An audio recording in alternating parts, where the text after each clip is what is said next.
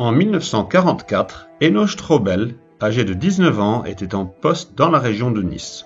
Le 11 septembre 1944, après une escarmouche avec des parachutistes américains, il a été porté disparu par l'armée allemande et on n'entendit plus jamais parler de lui. Eno Strobel avait deux frères, qui sont eux aussi tous les deux morts à la guerre. 70 ans plus tard, alors que je visitais le cimetière allemand de Dagneux, près de Lyon, j'ai remarqué la tombe d'un soldat allemand nommé Eno Strubel. Le nom était presque identique à celui d'Eno Strobel. La date de décès correspondait au lendemain de la disparition de Strobel, et l'absence de date de naissance signifiait que les Allemands n'avaient en fait jamais vraiment identifié ce soi-disant Eno Strubel.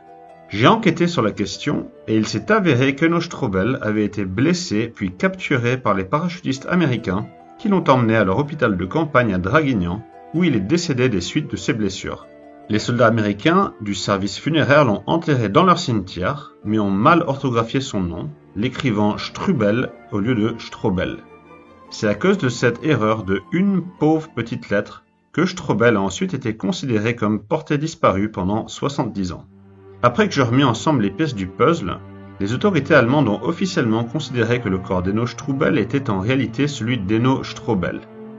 Les parents âgés d'Eno Strobel, ayant perdu leurs 3 enfants à la guerre, avaient décidé après la guerre d'avoir un 4e enfant, Peter Strobel.